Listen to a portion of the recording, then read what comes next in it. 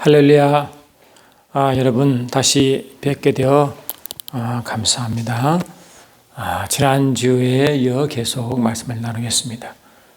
말씀을 여러분 들은 바와 같이 이 지난주에는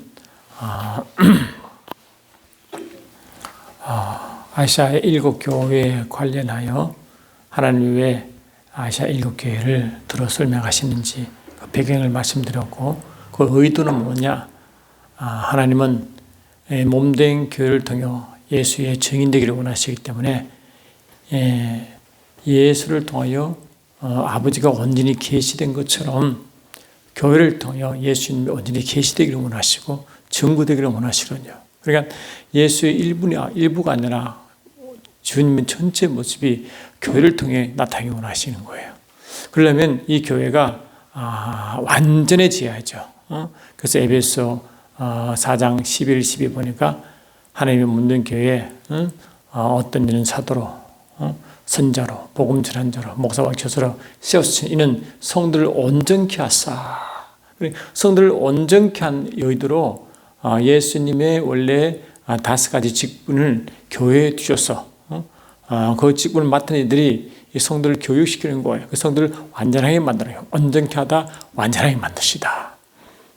그리고 이제 마태복음 5장에서도 산상수훈 마지막 부분에 보니까 하늘에 계신 아버지께서 온전한 것처럼 너희도 온전하라. 주님은 이 몸된 교회가 온전하기를 원하셔요. 히브리서 6장 1절로 보니까 주님은 그리스도의 도의 처벌에 머물지 말고 완전한 데 이르라 라고 계속 말하잖아요. 그래서 하나님은 몸된 교회가 성장하기를 원하고, 그 성장 정도가 에베소 4장 13절처럼 말이죠. 그리스도의 이 장성한 분량에 충분한데, 예수님이 모두 부분까지 이르는데 예수님의 분량을 이르기를 원한다. 왜 그런가? 그 의도는 뭐냐? 그 오직 주님은 몸된 교회에 오셔서 몸된 교회를 통하여 주님 일하시기 때문에. 그래서 요한복음 14장 12절 보면 분명히 말씀하시잖아요. 주님이 이제 성결하시고 이제 다시 오셔서 하신 말이 뭐냐? 너희는 내가 한 일도 할 것이고 더 큰 일도 한다 이랬거든요. 그리고 주님은 이 땅에 계실 때 하신 일보다 몸된 교회에 오셔서 하신 일이 더 많은 거예요. 그 말은 뭐냐? 이 몸된 교회가 예수를 통하여 아버지를 향하는 그런 공동체인 동시에 이 교회는 예수를 온전히 증거하는 증거로서의 증인으로서의 역할인 것입니다. 그런 의미에서 이 에베소 요한계시록 2장 3장의 아시아의 7교회는 바로 각 교회마다 예수님이 나타나심을 따로 말씀하시고 칭찬하시고 청만하셨지만, 원래 의도는 뭐냐? 요한계시록 21장 20장 나오는 신천 신지 새 예루살렘 성을 드리는 것 같이, 이 신천 신지 새 예루살렘 성은 하늘로부터 하나님께로 오신 그 신부의 모습이 새 예루살렘 성이라고 계시록 21장 2절로 9절 나오잖아요. 그러니까 신부가 완전한 신부가 이 교회거든요. 그래서 교회가 완전한 교회로 거기 나타나요. 그 완전한 교회를 뭐냐? 그 되라고 이 땅에서 주문한 것이 계시록 2장 3장에 나온 아시아 7교회에 당부하신 말씀의 아버지의 말씀의 원래 의도입니다. 의도.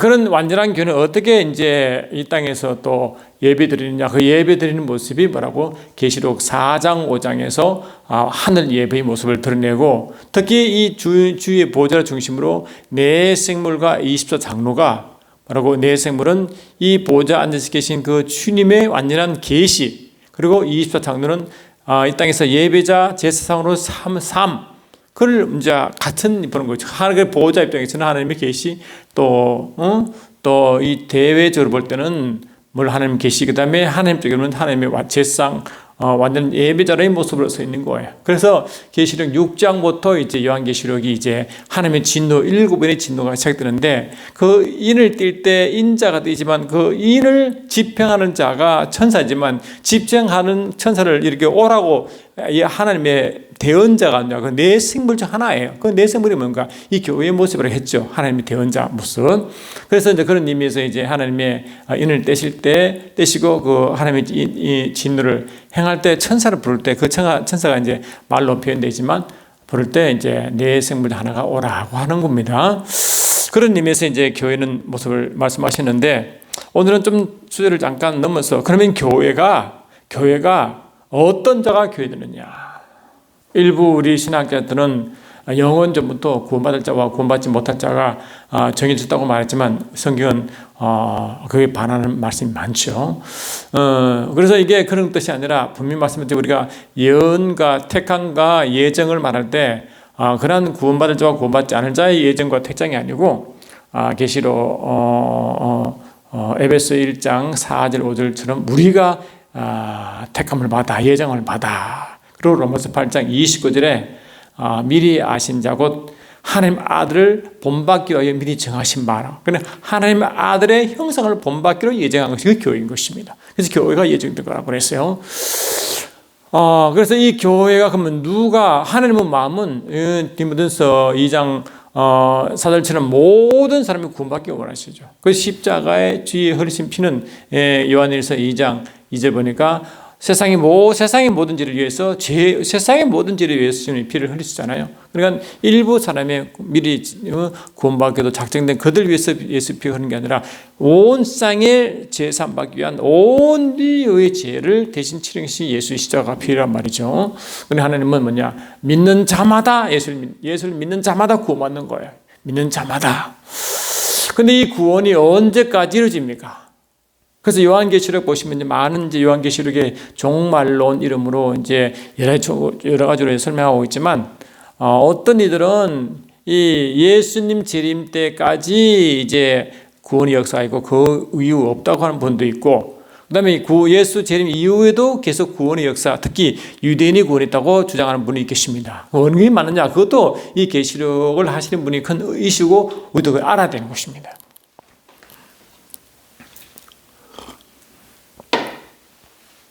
여러분, 주님이 오실 때 어떻게 오신다고 그랬습니까?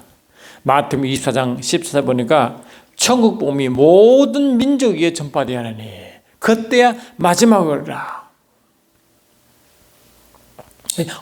천국 복음이 누구예요? 일부 족속이에요? 택한 사람들에게만 아닙니까? 아닙니다. 모든 족속인 것입니다. 모든 족속. 그러니 이 하나님은 모든 족속에게 이 천국 복음의 비밀을 알리시고 동일하게 기회를 주는 겁니다. 기회를 다 주는 거예요.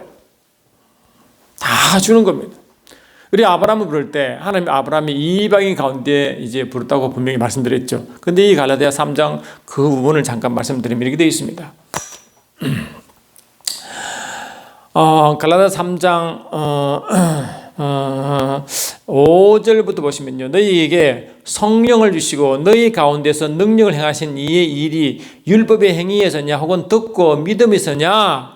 아브라함이 하나님을 믿음에 그것을 그에게 의로 정하셨던과 같은데라. 그런즉 믿음으로 말미암은 자들은, 믿는 자, 모든 믿는 자죠.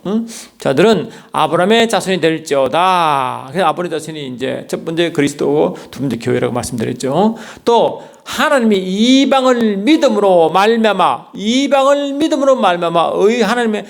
하나님이 이방을 믿음으로 말미암아 의로 정하신, 그래서 의가 이제 구원받는 의잖아요. 그것을 성경이 미리 알고 먼저 아브라함에게 복을 전하되 모든 이방인이 너로 말미암아 복을 받으라. 이게 뭡니까? 모든 이방인이 구원을 말하는 거죠. 구원을 받고 하나님의 신령한 복을 받는 거예요. 그래서 첫 번째 구원이 물론 첫 번째 복이 물론 구원의 복이겠죠. 그러니까 하나님의 마음은 모든 이방인이 구원받고 모든 인류가 구원받기 원한단 말이에요. 그게 하나님의 마음입니다. 그래서 마태복음 25장 41절 보니까 이 지옥불이 예배된 것은 하나님의 권위에 도전하고 하나님의 영광을 이제 자기를 취하고 하나님과 대적하고 하나님과 동등됨을 취하려고 한 그 무리들이 최후 심판으로 가는 곳이에요. 그래서 분명히 말하고 있잖아요. 마태복음 24장 다시 읽어드리면 이렇게 되어 있습니다. 그런 사람들이 가는 곳이 원래 아닙니다. 마태복음 25장 41절 보니까 이렇게 되어 있습니다. 또 왼편에 있는 자들에게 이르시되 저주를 받은 자들아 나를 떠나 마귀와 그 사자들을 위하여 예비된 영원한 불이라. 그 누구로 예비됐냐? 마귀와 그의 그를 따르는 자들입니다.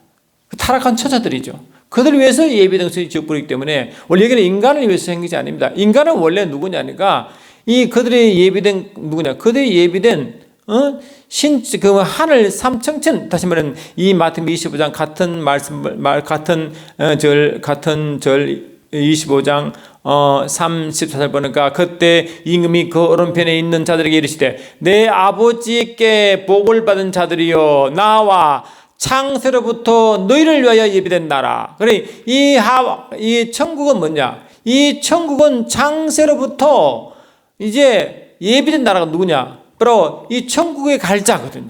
그리고 천국은 하나님께서 그 구원받아 가는 그 영혼들이 가는 곳이고 지옥불은 타락한 천사들이 가는 곳이에요. 그리고 완전히 분리된 거예요. 그리고 이걸 타락은 그러니까 천국과 이제 그 지옥불은 이제 창세 청사로부터라고 되어 있으니까 창세 이후로 말하죠. 그러니까 이 신천신지는 창세기 1장 1절에 하나님이 천지를 창조했을 때 그 천지가 하늘들과 땅이니까 그 하늘들이 이 삼청천 2층 1층 돼 있잖아요. 그때 이 삼청천이 뭐라고 말한 이 신천신지에 있는 천국에 있는 곳이에요. 그것이 누구를 예비되어 있다고요? 바로 예수님이 이제 자기 영광으로 모든 천사와 함께 올 때 자기 영광에 보자 앉아 이제 모든 민족을 가로해서 심판하실 때 그때 이 양으로 구분된 그들이 가는 곳이 천국이란 말이죠. 그러니까 이 몸된 교회는 모든 믿는 자의 모임이고 구원받은 자의 모임이고 또 성령으로 인도받고 성령으로 고백한 자의 모임이고 하나님 아들들의 모임이 교회인 것입니다. 할렐루야.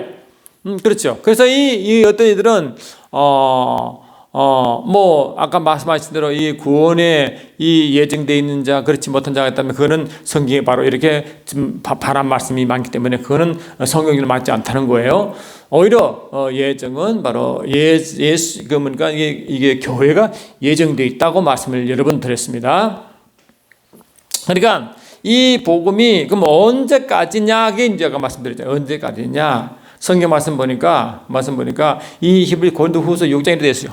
고린도후서 6장이 뭐라고 되어 있어요. 고린도후서 6장은 은혜 때, 자 구원을 받을 은혜 때를 딱 정하고 있습니다. 고린도후서 6장 1절 2절 보면 이렇게 되어 있습니다. 그러니까 우리가 하나님과 함께 일하는 자로서 너희를 권하노니 하나님의 은혜를 헛되이 받지 말라. 이 하나님의 은혜가 특히 구원의 은혜가 하나님의 은혜 중에 어쩌면 가장 우선이잖아요.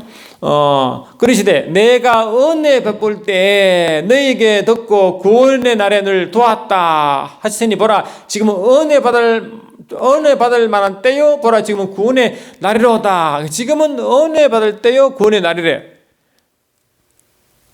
그러니까 이게 이제 이게 now is the accepted time. Behold, now is the day of salvation. 그러니까 지금 이 accepted time. 이게 받아들이는 때니까 이 바로 뭐라고요? 은혜 받을 때. 그래 하나님이 기회를 주는데 이 받을 만한 그 때가 있대. 그 때가 뭐라고? 구원의 은혜의 때라는 것입니다. 때가 있습니다. 때가 있다. 그리고 이 누가복음 4장 19절에서도 똑같은 주의 은혜 시간 accepted time of the Lord라고 되어 있다고. 그리고 주님의 일하시는 그 때가 있다는 거예요. 주님이 이 땅에 있을 때 그건도 요한복음 3장에 이렇게 말했죠. 예수를 믿지 않은 그들에게 이렇게 주께서 이제 진노하시는 말씀이 있습니다. 이렇게 이제 3장을 보니까 주님이 3장 16절에 하나님이 세상을 이처럼 사랑하사 독생자를 주셨으니 이는 그를 믿는 자마다 멸망하지 않고 영생을 얻게 하려 하심이라 하시고 뭘 말씀하느냐? 하나님이 그 아들을 세상에 보내신 것은 세상을 심판하려 하심이 아니라 그로 말하면 세상이 구원을 받게 한다. 이 모든 영혼이 구원이죠. 세상의 구원. 또 동시에 뭐냐? 그를 믿는 자는 심판을 받지 아니한 것이요 믿지 아니하는 자는 하나님의 독생자 이름을 믿지 아니하면 벌써 심판을 받는 것이니라. 그래 예수를 믿는 순간 그 영혼은 이미 하늘에 속했지만 믿지 않고 그때 만약에 세상 끝이 오면 그 순간에 심판을 받고 심판을 받는 겁니다. 이 정죄와 심판은 바로 뭐랄까 심판 그녀가 같은 단어를 쓰는데 곧 정죄는 곧 심판은 이것이니 곧 빛이 세상에 왔을 때 사람들이 자기 행위가 악함으로 빛보다 어둠을 더 잘하는 것이니라 이렇게 말하는 것이에요. 그래서 하나님 뭘 말씀하시느냐? 아들을 믿는 자에게는 영생이 있고 아들에게 순종하지 않은 자는 영생을 보지 못하고 보려 하나님의 진노가 그 위에 머물러 있느니라 하므로 이 믿는 자, 믿지 않는 하나님의 진노가 있다는 거거든요. 그러니까 이 하나님의 은혜 때는 뭐냐?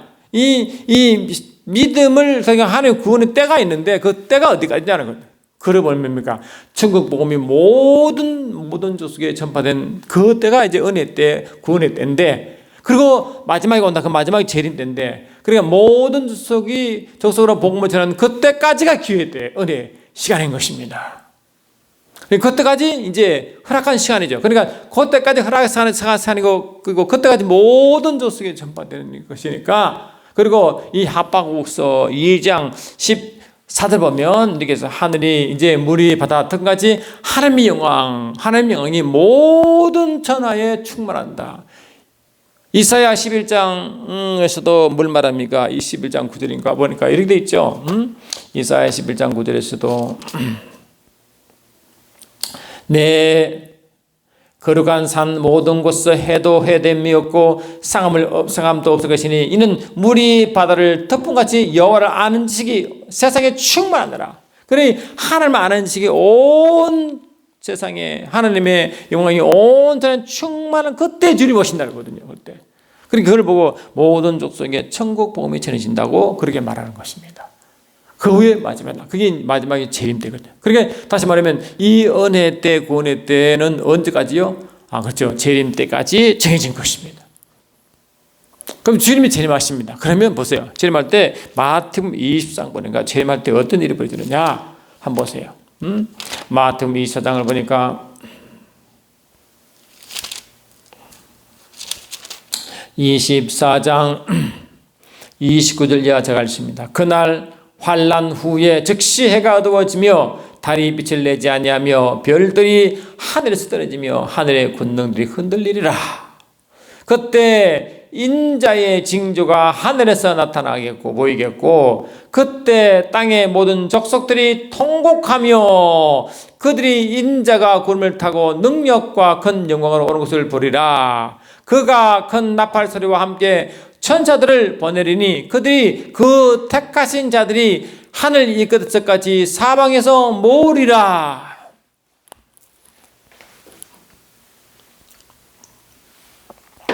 이제 천국 복음을 전파하여 다 구원을 받을 그 소식을 다 전하는데 그를 받은 자가 있고 받지 않은 자가 있다는 겁니다. 그게 자유의지로 행하는 거잖아요. 믿는 자마다 구원받으니까요. 믿지 않으면 구원이 없다고 말했잖아요. 아까 요한복음 3장 말이죠. 그러니까 이제 주님 오실 때는 뭐냐? 오실 때는 이제 그 주님 오시 하늘로부터 주님이 이제 공중으로 오시는데 그때 주님 안에서 주 안에서 잠자는 자 먼저 주 안에서 믿고 죽은 자들이 먼저 이제 일어나죠. 그게 이제 부활입니다. 그 부활인데 그렇다고 아직 이 땅에 살아남아 있는 자 중에 예수 믿는 자들은 뭡니까? 순간적으로 호련히 하늘로 들려 올라갑니다. 그 휴급이다. 어디요? 공중으로 주를 맞이하러 말했죠. 그때까지. 그래, 이 주님이 올 순간에 부활과 휴가 동시에 나기 때문에 이 땅에 있는 예수 믿지 않는 자들의 큰 통곡이 있대. 땅의 모든 족속이 통곡하며 이 통곡이 뭐냐? 모든 족속으로 복음을 전해드리는데 그 모든 족속 중에 복음을 거부하는 자들이 통곡이 있는 거죠. 만약에 이 통곡하자면 다 기뻐서 같이 하늘로 공중으로 올라 예수를 기뻐하는 맞이로 올라가겠지만은 올라가지 못하는 자들이 뭐라고 통곡하겠죠. 그래서 계시록 1장 보니까 어떻게 말하고 있어요? 계시록 1장을 보니까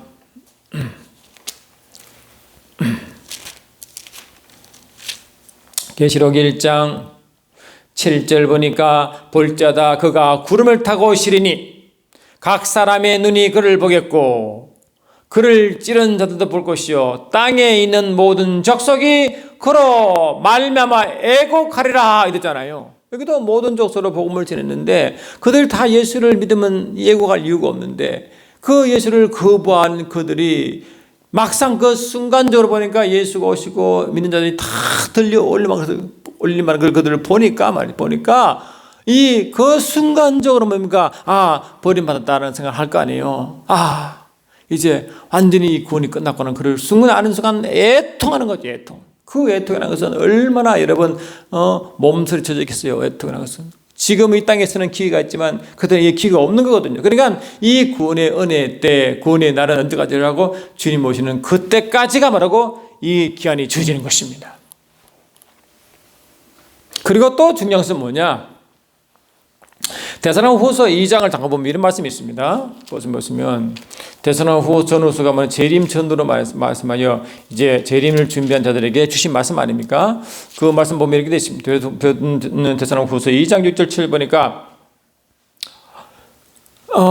너희는 지금 그로 하여금 그의 때에 나타나게 하여 막는 것이 있는 것을 아나니 불법의 비밀이 이미 활동하였으나 지금은 그것을 막는 자가 있어 그 중에 옮겨질 때까지 하리라. 그때 불법한 자가 나타나니 주 예수께서 그의 입의 기운으로 그를 죽이시고 강림하여 나타나시므로 패하시리라. 다시 말하면 주님 재림 때 이 악한 자를 패하는 장면을 설명하고 있는데 그때 재림 때 어떤 순간이 일어났냐니까 그 재림 직전까지는 이 불법한 자들이 활동을 막는 자가 있고 그 주님 재림 바로 그 순간에 그 중에 옮겨지는 분이 계시다는 거예요. 그 사람을 옮겨져 막는 자, 이를 우리가 공동 번역 보니까 데살로니가후서 2장 7절에 이렇게 해석합니다.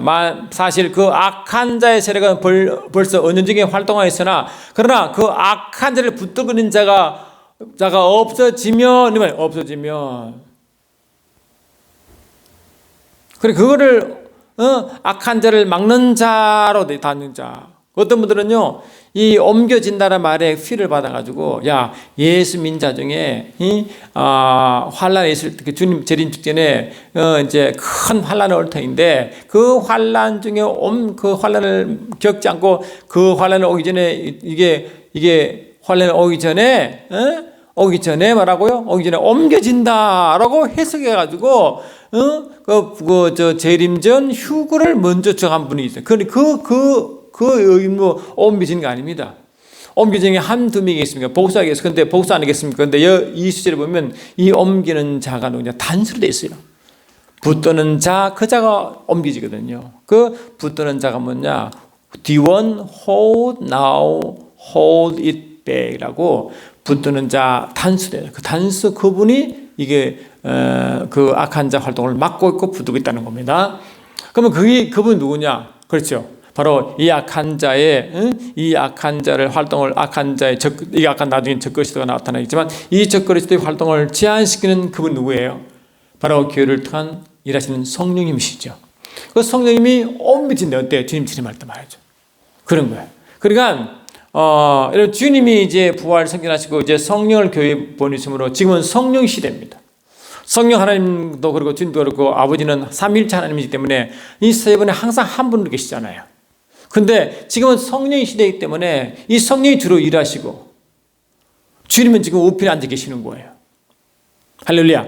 또 성령님은 그거 뭡니까? 스스로 행하지 않으시고 듣는 것을 말씀하시는데 주로부터 듣는 것을 말씀하시고 주님은 아버지 것을 가지고 말씀하는 거 아니에요. 그러니까 이 성령이 이 말씀하실 때 주의 주신 말씀을 가지고 우리가 들려주는 거예요. 그리고 먼저 말하고 성령과 우리가 이제 대화하는 거죠. 말씀도 하나님 말씀과 주님 말씀을 성령 통해서 우리가 들려주는 거 아니겠어요? 지금은 성령 시대입니다. 그럼 주님이 이 땅에 계실 때는 주님이 전만 나서가 주님이 이제 말씀하셨죠. 그리고 주님 오시기 전에 구약은 뭡니까? 주로 이제 여호와 아버지께서 행하신 일을 나타내는 거예요. 구약 때도 성령께서 계시고 예수 믿 땅에 계시도 성령 계시고 지금은 성령 시대이기 때문에 다 성령이 공동적으로 들어갔지만 하여튼 그래서 삼위일체 하나님의 일이 방식이 달라지는 거예요. 그래서 이 교회 시대, 이 성령 시대는 성령이 주로 일하시는 거예요. 그러면 다시 주님이 오셔서 인자가 재림하시면 인자가 오시는 게 인자 시대잖아요. 그러면 인자 시대가 이 주님이 십자가 돌아갈 전에 공생애가 이 땅에 있을 때와 같은 형상이 이 주님이 다시 오시면 그 주님의 때가 오는 거예요. 그러면 그 주님이 직접으로 일하시고 오히려 그 성령님은 옮겨져 그 뒤에 이제 전면에는 성령이 나타나는 게 아니라 주님이 나타나는 거예요. 또 성령 역사가 이제 뒤로 가는 거예요. 그러니까 이 성령이 이제 활동해야 구원의 역사가 있는데 성령이 이제 옮겨지시고 주님이 있으시니까 그때 성령이 더 이상 역사하지 않습니다. 구원은 성령 역사했을 때 구원이 이루어지는데 성령이 옮겨지기 때문에 구원의 역사가 없는 거예요. 할렐루야. 그러니까 이 재림 이외에도 구원이 있다고 하시 말씀은 이렇게 그 말이 안 맞습니다. 그러므로 예수님이 들리면 예수님이 성천하시면 이제 성천하시면 이 요한복음 12장 32절 보니까 내가 땅에 들리면 모든 사람을 내게 이끌겠다라고 약속하시는데 이게 말하고 예수 구원과 부활을 말하는 거예요. 휴거를 말하는 거예요. 그때까지. 그리고 다시 말씀드리면 이 데살로니가서 4장 16, 17 보면 이렇게 되어 있습니다. 주께서 호령과 천상의 소리와 하나님의 나팔 소리로 친히 하늘로부터 강림하시리니 이 지금 강림 재림대의 모습입니다. 그리스도 안에서 죽은 자들이 있나고 할 때 죽은 자가 일부 아니고 모든 죽은 자예요. 그 후에 우리 살아남은 자들도 그들과 함께 구름 속으로 끌어올려 공중에서 주를 영접하게 하느니 할 때 이 살아남은 자가 일부 아니고 모든 자예요. 그러니까 주님 안에 주 아래 문전 자들도 모든 자도 부활에 참여하시고 이 땅에 살아남은 모든 자도 이게 휴거에 참여한다는 그 모든 자를 말하는 거예요. 일부가 아니고 모든 자예요. 그래서 그 순간이 부활의 순간을 또 부활과 휴거의 순간을 사도바울은 고린도서 15장 51절에 이렇게 표현합니다. 보라 내가 너희에게 비밀을 말하노니 너희가 다 잠잘 것이 아니요 마지막 나팔의 순식간에 호련이 다 변화된다. 다 한다 그랬어요. 구원받는 자 모두 이 뜻이거든요. 그러니까 이 재림 때는 뭡니까? 구원받는 모든 자가 부활과 휴게에 참여하고 그때 성령께서 움직이기 때문에 그 뒤에 모든 구원의 역사는 이제 끊어진다고 말하는 거예요. 지금 그러면 이 마지막으로 구원받을 족속이 누굴까요? 할렐루야. 마지막으로. 그게 이제 계시록 7장과 14장에 나옵니다. 그게 바로 소위 14만 4천이라는 단어를 쓰는 그 숫자인 것입니다. 여러분 이제 그 13만 4천 하기 전에 좀 말씀을 나누기 원하는데요. 여러분 이제 주님이 아브라함에게 이제 명령하셨죠. 너는 본토 아비 너의 전토 아비 집을 떠나라. 너희 족속 아비 집 본토들을 떠나라. 그럼 내가 너에게 지시할 땅으로 가라 하셨죠. 그리고 내가 큰 민족을 이루고라고 말씀. 그리고 큰 민족을 이룬다고 말씀하시고. 그 큰 민족은 이제 그 애굽 땅에 가서 그 핍박 가운데 있다가 영적 사대 딱 400년 후에 다 큰 민족이 되어 나온다고 설명하신 그것이 바로 출애굽 사건이었습니다.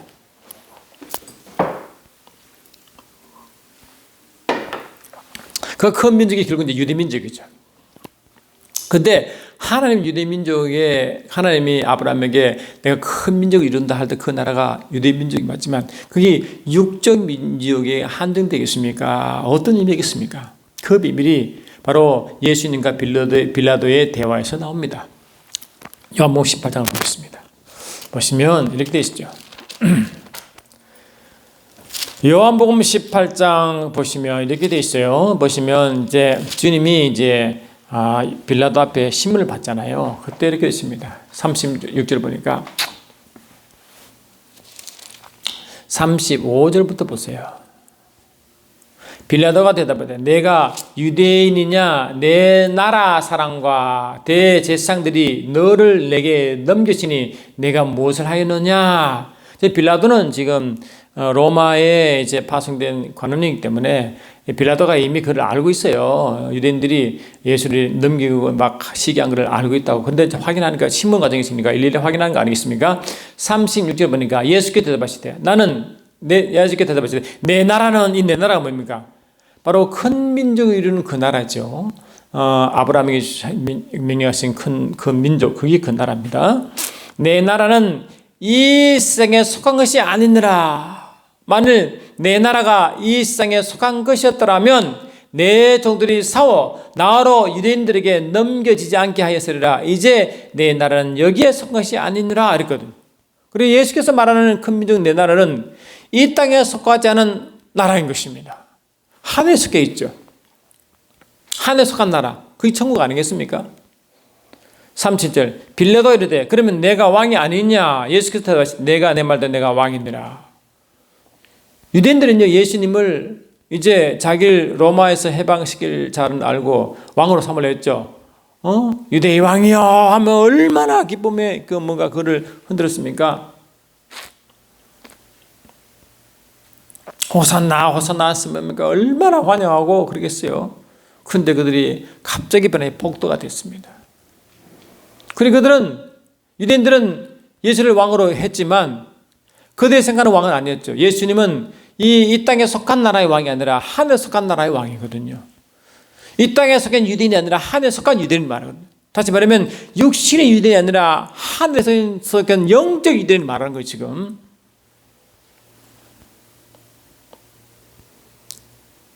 예수께서 봤을 때 내 말같이 내가 왕이니라. 내가 이를 위하여 태어났으며 이를 위하여 세상에 왔나니 곧 진리에 대하여 증거하려 함이니라. 무릇 진리에 속한 자는 내 음성을 듣느라 하신대. 이렇게 되거든요. 그래서 이 빌라도가 나중에 십자가에 제비를 지을 때 이렇게 적었습니다. 유대인 왕 나사렛 예수라고 적었다. 유대인 왕 예수 나사렛 예수라고 적어놨다고. 그것이 뭡니까? 이 묘한문 19장에 나와요. 빌라도가 표를 써서 십자가에 붙이니 나사렛 예수 유대인 왕, 그래 나사렛 예수 유대인 왕이라고 제표를 적었다고. 그러니까 사람들이 그러겠어요. 유대인의 제찬들이 빌라도에게 말하되 유대인의 왕이라 쓰지 말고 자칭 유대인의 왕이라 하라 하니 빌라도가 대답하되 내가 설것 썼다. 내가 설것 썼노라 이렇게. 빌라도는 알고 있었다고. 이 예수님은 진짜 유대인 왕이 맞구나. 신문을 통해서 알았거든요. 신문을 통해서 예수가 누군지를 알았다고. 장로, 서기관, 대사관 정도만 예수를 몰랐죠. 예수는 뭐라고? 유대인의 왕으로 오셨습니다. 그 예수께서 말하는 유대인은 뭐냐? 바로 이 땅에 속하지 않은 유대인이죠. 다시 말해 그의 영적 유대인인 것입니다. 참 놀라운 영적 유대인이었습니다. 그런데 보니까 이 골로새 3장 11절 보니까 이렇게 있어요. 거기에는 헬라인이 이제 이방인이죠. 유대인이나 할레나 무할레나, 할레는 유대인이고 무할레는 이제 이방인이잖아요. 야만인이나 수구디안이나 종이나 자유인이나 차별이 없나니 오직 그리스도는 만유시여 만유 안에 계시니라. 그러니까 이 그리스도 안에는 사람의 이게 인종차별이 없다는 거예요. 유대인만이 아니라는 거예요. 할렐루야. 차별이 없다는 거예요. 로마서 4장 보니까 그에게 의로 여겨졌다 기록된 것은 아브라함만을 위한 것이 아니요 의로 여기심 받는 우리도 위함이니. 이 우리가 지금 그 당시에 그러니까 유대인이 아닌 이방인이었거든요. 그걸 말하는 거예요. 곧 예수 우리 주를 죽은 자 가운데서 살리신 이를 믿는 자 아니라, 예수는 우리가 범죄한 것 때문에 내줌이 되고 또 우리를 어렵다 하시기 위하여 살아나셨느니라. 이 우리가 뭡니까? 예수를 믿어 구원받는 자 우리잖아요. 그거는 뭡니까? 유대인뿐만 아니고 이방인 다 포함되는 것입니다. 그리고 유대인만 한 게 아니에요.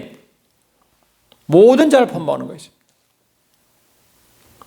로마서 4장 계속 보니까 그러므로 상속자가 되는 것이 은혜에 속하기 위하여 믿음으로 드나니 이는 그 약속을 그 모든 후손에게 굳게 하려 하심이라.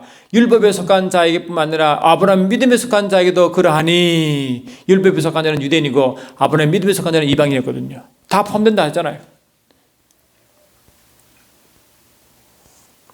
아브라함은 우리 모든 사람의 조상이라 기록된 바 내가 너를 많은 민족의 조상으로 삼았던 것 같으니, 그가 믿는 바 하나님은 죽은 자를 살리시며 없는 것을 있는 것으로 부르시는 이십니다. 아브라함이 바랄 수 없는 중에 바라고 믿었으니 이는 내 후손이 이와 같으라 하신 말씀대로 많은 민족의 조상이 되게 하라면, 이 많은 민족이 뭐라고? 유대 민족 또 이방 민족 다 포함한 모든 민족을 말하는 거예요. 모든 족속 모든 민족, 그걸 말하는 것입니다. 또 보니까 계속 로마 4장 12 보니까 그가 할례의 표를 받은 것은 무할레시의 믿음으로 된 의를 인친 것이니 이는 무할레의 자로서 믿는 모든 자의 조상이 되어. 이게 뭐라고? 이방인을 말하는 거죠. 할례는 유대인이고 육체 유대인이고요. 조상이 되어 그들로 의로 여기심을 얻게 하려 하심이라. 또한 할례자의 조상이 되었나니 곧 할례 받은 자에게 뿐만 아니라 우리 조상 아브라함이 무할례시에 갇혔던 믿음의 자체를 따른 자들도 그러하니라. 다시 말하면 이 할례파 무할례파의 조상이 아브라함이라는 것은 뭡니까? 육체 유대인이나 이방인이나 똑같이 말하고 다 믿음의 의로 구원을 받게 하는 그 출발이 아브라함이라고 말한 거잖아요. 이렇게 됐다. 그래서 이 갈라디아 3장 보니까 8장 보니까 또 하나님이 이방을 믿음을 말미암아 의로 정하실 것을 성경이 미리 알고 먼저 아브라함에게 복음을 전하되 모든 이방인으로 말미암아 복을 받으리라. 모든 이방인 육체 유대인이 아니라 그 이방인들도 다 말하고 믿음을 구원한다. 이거 말 아니겠어요? 할렐루야. 그래서 하나님은 먼저 하나님은 다음 주에 13장 자세히 말씀드리겠지만 요약해 말씀드리면 하나님은 먼저 유대인에게 먼저 유대인 가운데 예수가 오셨기 때문에 유대인에게 먼저 복음을 전해줬죠. 그런데 아데사스 여러분 유대인들이 예수를 거부하고 복음을 거부했잖아요. 그리고 그 바울을 통하여 이방에서 복음 기가 넘어갑니다. 그 바울이 이제 전 세계적으로 복음을 전하여 이제 갔잖아요. 그런데 이 로마서 11장에 보니까 이 유대인들이 이방인이 구원받아 기뻐하는 거 보고 시기가 난 거예요. 그래서 그 시기 난 걸 보고 시기 내면 그때부터 뭡니까? 유대인들이 다시 돌아오기 시작했습니다. 그걸 보고 무화과 나무 잎사귀가 내려진다. 그것이 영적 의미가 무화과는 이스라엘 민족을 말하기 때문에 이스라엘 민족이 구원받기 시작한 것들을 그렇게 표현한 거예요. 그리고 이제 마지막으로 이제 유대인의 구원이 시작되는 것입니다. 근데 그게 시가 유대인이 다 구원받겠습니까? 어느 정도 구원받겠죠. 그때 주님 오시는 거예요. 신기하게 마지막 구원받을 민족이 유대 민족이 되어 있습니다. 우리 속히 말하는 백두 예루살렘 운동가 아니라 그게 뭡니까? 마지막 구원받을 민족이 이상하게도 유대 민족이 돼요. 그 민족이 구원받으면 주님 오신단 말이죠. 이 주님 오시고 뒤에 유대의 구원받는 것은 그렇지 않습니다. 그 주님 직전에 유대의 구원이 받기 시작합니다.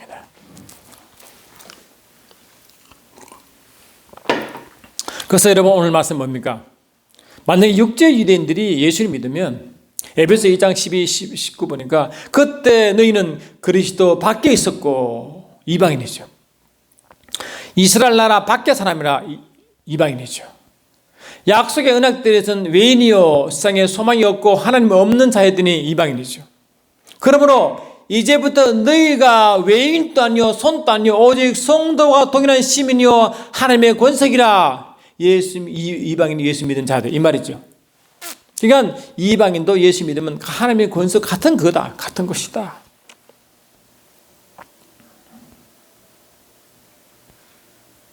그러니까 예수를 믿으면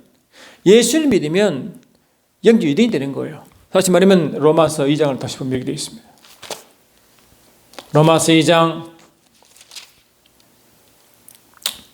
28, 29 보니까 무릇 표면적 유대인이 아니라 표면적 육신의 할례가 아니요 오직 이면적 유대인이며 할례는 마음에 할지니 영에 있고 율법적으로 있지 아니한 것이라.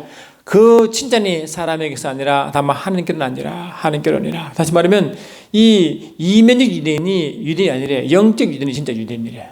할렐루야. 그리고 뭐라고요? 표면적 유대인이 아니래. 표면적 할례가 아니래. 이면적 할례, 이면적 유대인이 진짜 할례, 진짜 유대인이라는 것입니다. 아멘. 그것이 뭡니까? 예수 믿는 자는 이방인이지만 영적 유대인이 되는 것이고, 비록 육적 유대인이라도 예수를 믿지 않으면 영적 이방인이 되는 것입니다. 다시 말하면 예수를 믿으면 영적 유대인이 되는 거예요. 할렐루야. 그러니까 이 규정이 뭡니까? 예수를 믿는 자 믿지 않는 그 차이지, 육적으로 유대인이냐 이방이냐 그 따지지 않습니다. 이제는. 할렐루야. 어떤 분들은 자꾸 이 계시록 풀 때 유대인 역사를 중심으로 딱 푸는데 그렇지 않습니다. 유대인 역사가 아니라 하나님이 일하는 순서는 유대를 통해서 말했죠. 그러나 하나님의 마음은 뭡니까? 모든 성이 구원받는 거예요. 모든 영적 유대인이 되는 것입니다. 그래서 이 로마서 11장 보니까 그때서야 모든 온 이스라엘이 구원받는다는 말은 그 뜻이에요. 원래 그 뜻입니다. 그래서 하나님은 관점 어딨냐?